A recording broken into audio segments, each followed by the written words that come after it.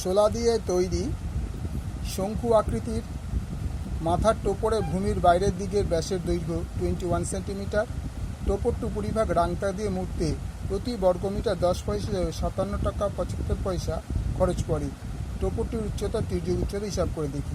তাহলে এটা একটা টোপরের মতো হয়ে গেল, অর্থাৎ শঙ্কু একটা, এর উচ্চতা হচ্ছে এইচ, স্ল্যান্ট সাইড মানে তির্যক উচ্চতা হচ্ছে এল, আর ব্যাসার্ধ হচ্ছে আর। মনে করি টোপরে ভূমির ব্যাসার্ধ ইকুয়াল টু আর একক। ভূমির বাইরের দিকে ব্যাসের দৈর্ঘ্য 21 মিটার, সুতরাং 2r ইকুয়াল টু 21 মিটার বা আর ইকুয়াল টু 21/2 মিটার।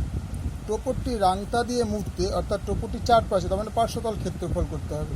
টোপরটি রাংতা দিয়ে মুড়তে 10 পয়সা হিসাবে 57 টাকা 75 পয়সা খরচ পড়ে।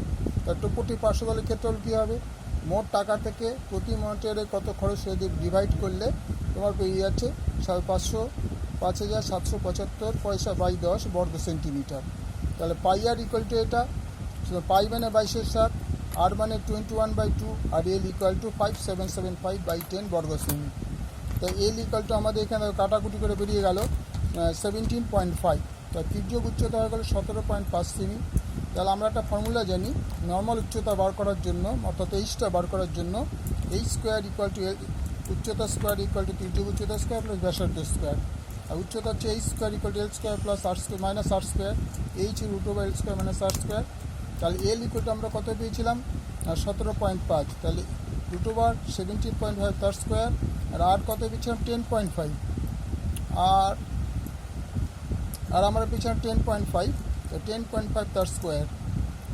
স্কোয়ার করলে 306.25 মাইনাস 110.25 বিয়োগ করলে দেখা যাচ্ছে 196। তো 196 বর্গমূল হচ্ছে 14 সেমি। তার উচ্চতা হয়ে গেল 14 সেমি। তো দেখা গেল যে টোপরের ক্ষেত্রফল পাওয়া গেল, আর টোপরে উচ্চতাও পাওয়া গেল, টোপরে তির্যক উচ্চতাও পাওয়া গেল। ওকে, থ্যাংক ইউ।